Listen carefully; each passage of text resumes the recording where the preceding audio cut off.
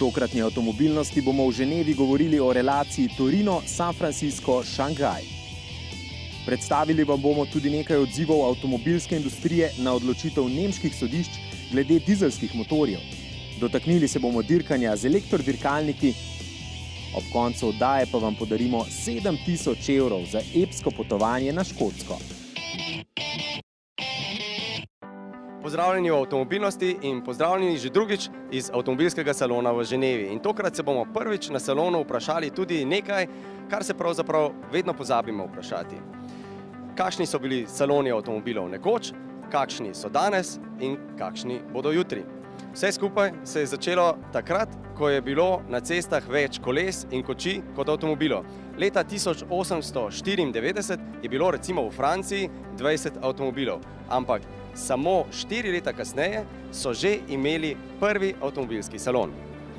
Ja, in v teh več kot 120 letih so se avtomobilski saloni zelo spreminjali in postali so tudi zaradi medijev, zaradi tega, ker se časi spreminjamo se seveda tudi ljudje in uporabniki. Veliko več je pogonskih sredstev, kot jih je bilo takrat, čeprav so električni avtomobili bili oziroma zametki bili že zelo, zelo dolgo nazaj. Zdaj je ponudba res velika in res vsak lahko najde nekaj zase. No, ampak ko ravno omenjaš električne avtomobile in pravzaprav različne pogonske agregate na tem salonu, ne smemo prezreti, da je bilo enkrat na svetu celo več električnih avtomobilov kot bencinskih. To je bilo takrat, ko se je bencinski agregat odpiral pot in jih je bilo tudi takrat na salonih pravzaprav vsaj toliko kot bencinskih in drugih agregatov. Se pravi, smo 100 let po tistih salonih spet v tem pogledu tehničnem nekje na istem. Ampak kar je pa bolj pomembno, je pa to, da so avtomobilski saloni morali v enem trenutku postati pravi šovi. Ženevski salon je torej avtomobilski oziroma avtomobilnostni šov, predstava, na katero moramo pogledati zelo široko. Kajti dogajanje na svetovnih kongresnih prizoriščih že dolgo ni omejeno samo na avtomobile na vrtečih se podestih in reflektorje nad njimi. Bistven del šova so tudi pompozne besede. Postaja že kar običajno, da posamezne izjave oziroma raziskave, če so izrečene ob pravem času, ukradejo šov. In tokratnega so ukradla nemška sodišča, oziroma bolje rečeno, nemška sodišča so tokratni šov pravzaprav naredila. Kajti resne teme so kar naenkrat postale del performansa. A glavno besedo so tokrat imeli tisti, ki so plačali za ženevske razstavne površine. Tako so se recimo pri Toyoti ravno v času salona dokončno odrekli dizlom. Nemški veljaki pa so svoj šov igrali s kontraizjavami. We believe this should be avoided by all circumstances, by the German lawmakers and by us as the industry, as our customers that have bought cars just a few years ago, obviously in the great belief that they could drive their cars anywhere they want to. We've launched a campaign in Germany to actually take 120,000 old diesel cars off the roads, replace them with new cars. Very successful campaign. I'm absolutely a fan of diesel. And Audi will maintain the diesel because it makes sense in big SUVs and so on. It is, from the point of fuel consumption, highly attractive. The new technology with AdBlue is perfect to get the right NOx measures and values, and therefore Audi will stick to the diesel. Seveda je lahko ta performans tudi še precej bolj megalomanski oziroma zvezdniški. Speaking of great engines, people used to say there is no substitute for cubic inches. We believe there is no substitute for technology. We recently invested over 3 billion euros to bring our diesel engines to perfection. A kot smo v naši oddaji že mnogokrat poudarili, starih umazanih dizlov nikakor ne gre enačiti s sodobnimi pogonskimi stroji, ki so v resnici že kar vsi po vrsti hibridi. We believe plug-in hybrids are more than a bridging technology. For our new diesel hybrid, we will use the cleanest and most efficient four-cylinder diesel engine that we have ever built. We combine this with our new 90 kilowatt electric motor and an increased battery capacity of 13.5 kilowatt hours. Plus, our intelligent operating strategy uses navigation data and our assistance systems to maximize the electric range of the car. So we can create a perfect electrified solution for every application. With the right technology, the diesel has a future. Improving it is better than banning it. smo bili pa udeleženci ženevskega šova deležni tudi točke, v kateri so avtomobilski veljaki jasno povedali, da se dobro zavedajo, da je prihodnost električna. At the same time, we are investing 10 billion euros into our fully battery electric models. So we think there are much cleverer solutions in coming to the same result, is basically clean air in our cities. And one of the key means is actually the cars behind me. They have zero local pollution and emissions, and obviously this is going to be a key contributor to cleaner cities and better air in the cities in the future. Salone izpred 100 let in današnje pa lahko povežemo tudi drugače. Pred 100 leti se je na avtomobilskih salonih predstavljalo zelo veliko različnih znamk. Predvsem so bili to tisti, ki so predtem recimo gradili kočije, sestavljali kolesa ali kakšne druge mehanske stvari. Veliko teh znamk je seveda skozi zgodovino propadlo, nekatere so ostale do zdaj, ampak usporednica z današnjimi saloni pa je ta, da predvsem električna energija, se pravi tehnologija električnih avtomobilov, omogoča, da avto zgradi praktično kdorkoli, ali ima denar, ali pa samo željo in znanje. Collaboration with Chinese is based on the win-win situation. They need to go in production very fast, and they need the know-how to do it. The Chinese government was releasing fund to new Chinese company, to go in production as fast as possible. IDEA is on the market in 40 years, and we know exactly how to design and realize a car. Italy has great knowledge about cars, but in the past, you had to prove yourself. It's not just about the beauty or how fast does it go. You needed to make commercials. You should go or have a car in the movie, and that was the brand awareness. How do you do it with a brand new car, with something that you build up basically from scratch? When we started the engineering at Lucci of this car, we set up a very clear principle. First we prove, and then we talk. We didn't want to come with a static concept on ideas. We decided to come here with a vehicle who had already passed test and be certified by third parties. 2 weeks ago, we gave this car to the CSI in Milan. We let the car 4 days to make their test, and we got certification of acceleration, maximum speed, and driving range. This because we are new on the market and we need to be reliable. Because as new, as Chinese, we need to be immediately reliable. So it's not just to have the car shown at the Geneva Motor Show and then to sell the technology. No. This is a Lucci car who will go in production. Will be produced in Turin, where the car is designed, manufactured, and engineered. It's a lot of innovation because it's a first 4-door, 4-seats limousine coupe, fully chassis in carbon fiber. So you are seated on a typical chassis for a Pagani or a Koenigsegg, but inside a very comfortable seats. Basically because this vehicle is set as a marketing target to search customers of Panamera and Maserati Quattroporte who likes to have alternative in electric that today they miss. They don't go to Tesla because it's one level down, so we are not in competition with Tesla. We are a limousine over the 5 meters, and we are not expecting to raise all that volume because we expect 300, 400, 500 cars per year, so no more than 2 per day. Pogovor smo nadaljevali pri italijanski ikoni, ki zre v pojutrišnji dan. 7 years ago, an electric car was innovative. Now, the electric car is becoming not a mature product yet, but it is in the process of growing. It is known already. So the idea was, let's design something which represents the day after tomorrow, not tomorrow. Because if you come here with a normal car or an electric car, you are not saying anything new. A design company has to sell an innovation. So now the new trend, the new phase is the self-driving car. So we don't have any traditional sitting layout, all facing outside, and we want people to have quality social time inside. So this mode we have like all gathered. We have a TV on the door. You can have a conference meeting. We have all the mobile office access for internet and your cloud, all the working capable stuff. And also when there's only 3 people using this vehicle, it became like a luxury private jet. I don't see any strapping. Because this is level 5 autonomous. We assume at that time it's supposed to be all the infrastructures, all the vehicles on the road, and it will be a safer environment. So this is the concept was really designed for level 5. Yeah. So no need for seat belts and and other things. No need for seatbelts for a level 5, yes.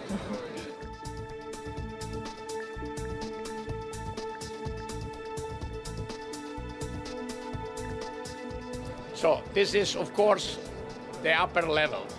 We're talking level 5, and we are talking luxury view of a car. Future looks nice, but when will the self-driving cars actually be available or actually function on the roads that we know today? In terms of technology, I believe that in a matter of 2 to 3 years, it can be done. But then the real problem is regulation. So I don't know how long it's going to take. It can be 5 years, it can be more. And I believe some countries are going to be far ahead than others because they are more in need of doing this. In ta hip vse kaže, da bodo povedli Kitajci. The capital are in China. The technology is mainly developed in California. If you think of China, why? You see, first, it's a political will. If somebody in China decides it is going to happen, it happens. Nobody can do it in the Western world.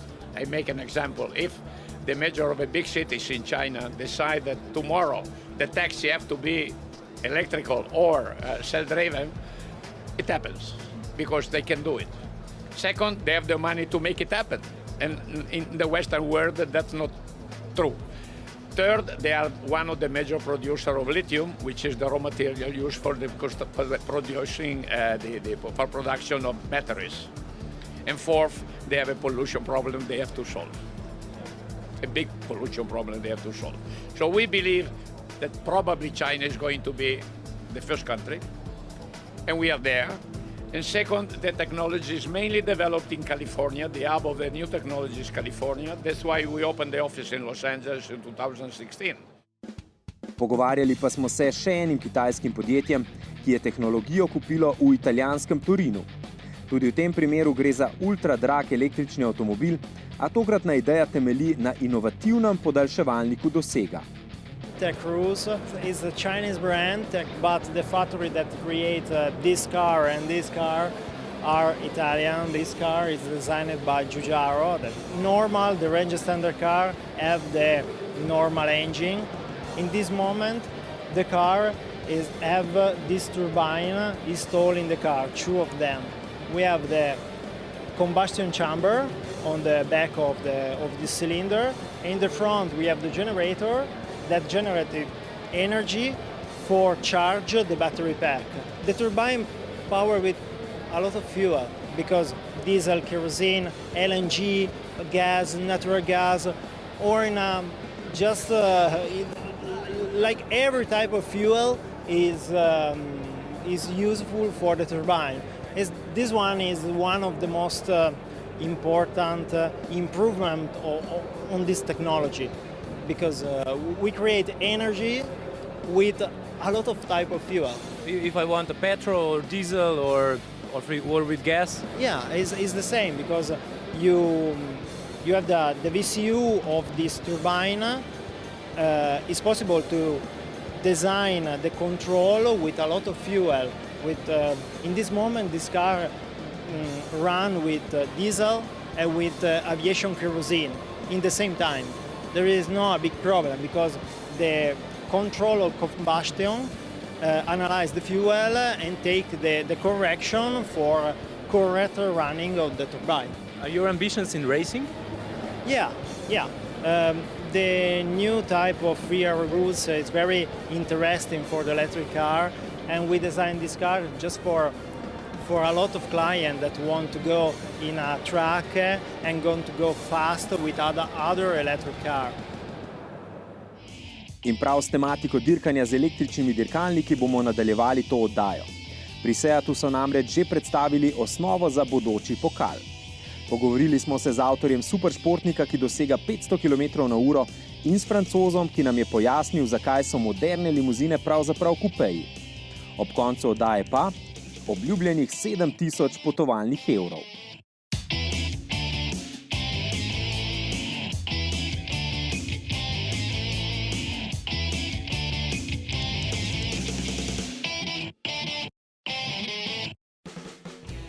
Ženevski avtošov nadaljujemo z električnimi dirkalniki. Ti so bili vsekakor nasploh zvezde tokratnega ženevskega avtosalona.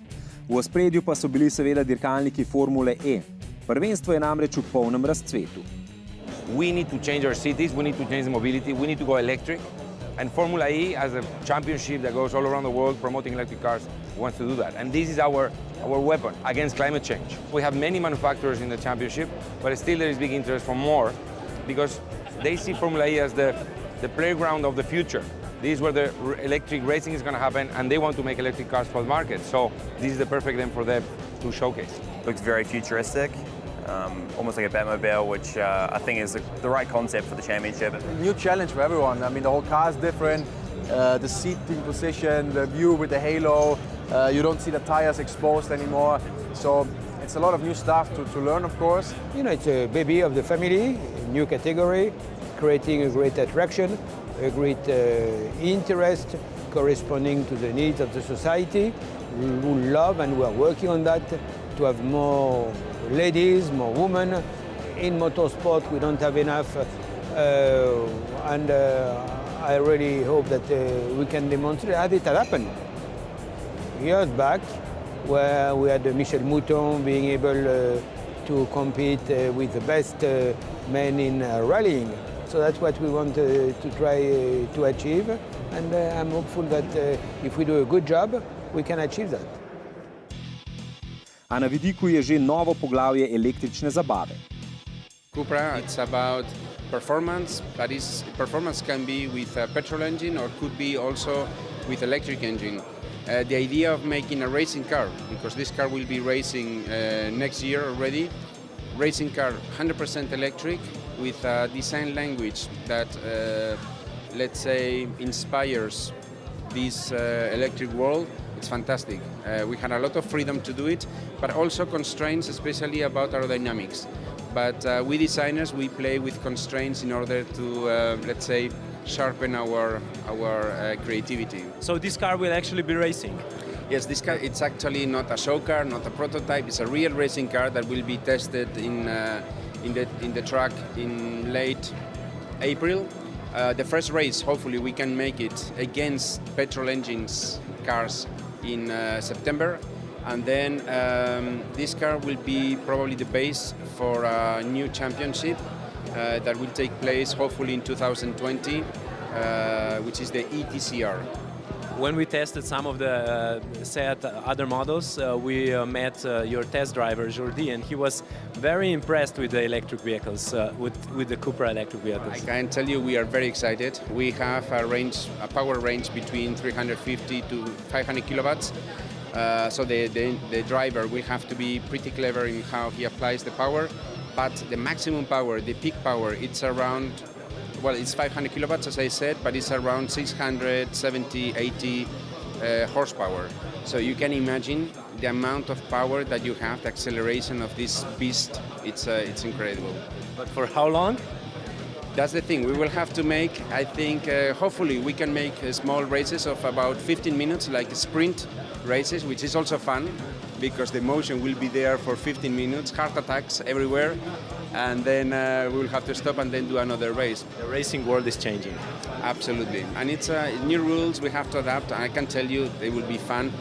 And as you can see, electricity is also synonymous of fun, of sexy cars. I mean, all the emotion, it's there, at least for us in Cupra.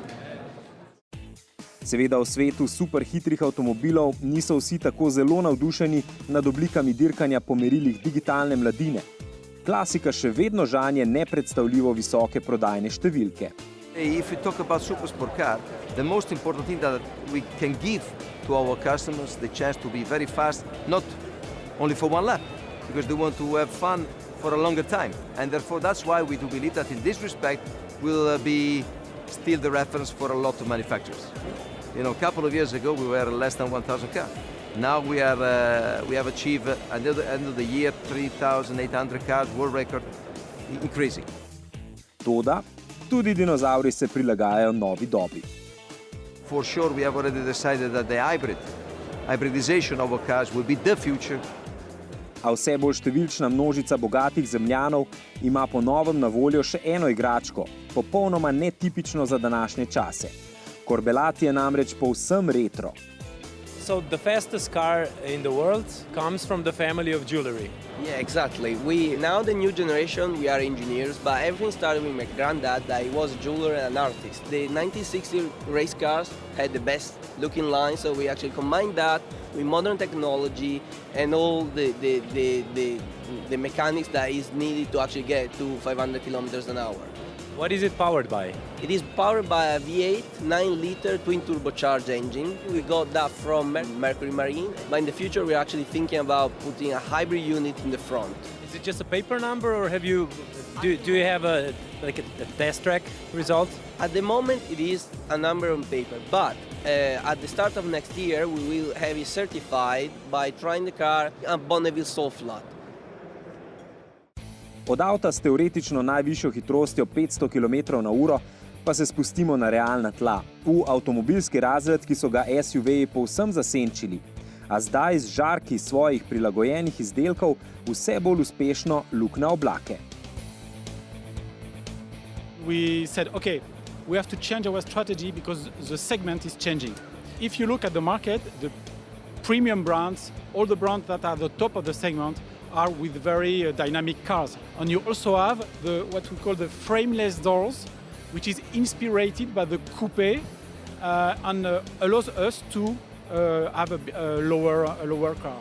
You know, everybody is expecting SUV popularity is on the rise. Why go to the coupe segment?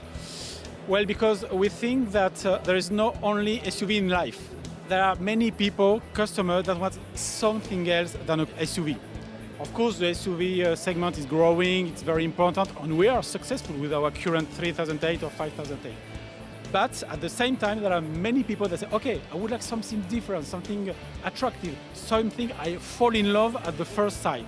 At the same time, also this car, very important, is very efficient. Being lower and being 70 kilos less than the current 508, you have something very efficient. It probably helps as well that the popularity of the GT line and the GT models of all the segment cars is growing, you know? Well, our strategy is obviously to what we call to move up market, let's say with premium codes, but with a more affordable pricing. In če sklenjamo današnje potovanje skozi razvoj avtomobilskih salonov in se vprašamo, kakšni bojo v prihodnosti, lahko verjetno rečemo samo to, da verjetno bojo. Predvsem zato, ker so avtomobilski saloni šov.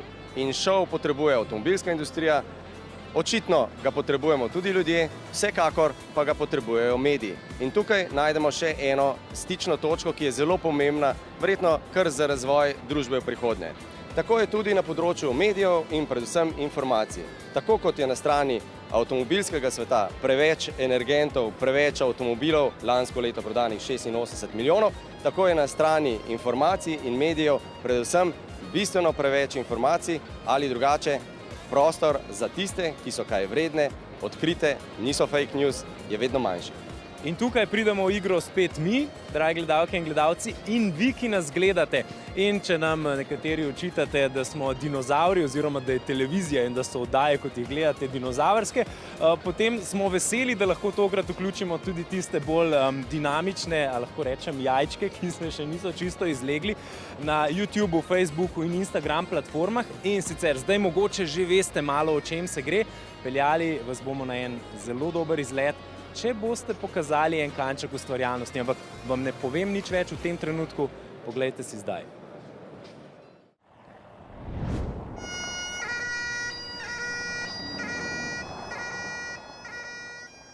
Vabimo vas na najbolj avanturistično potovanje po asfaltnih, makadamskih in internetnih poteh.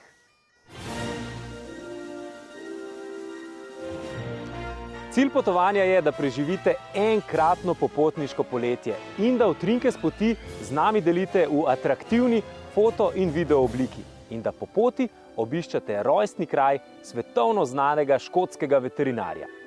Vas že zanima, kje na Škotskem in pri katerem veterinarju?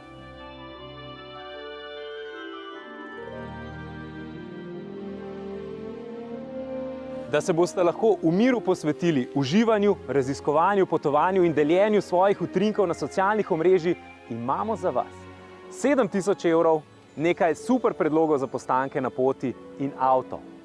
Ampak ne katerikoli avto, tole zmogljivo lepotico. Vabimo torej družine, prijatelje, pare, mlade in malo manj mlade. Skratka, vse, ki vas žene raziskovalni popotniški duh in ste kreativni tudi na socialnih omrežjih. Pokažite nam svoj Dunlopov duh in se prijavite na dunlop-spirit.si in nas z videoposnetkom prepričajte, zakaj je prav vaša ekipa prava za najavanturo poletja 2018.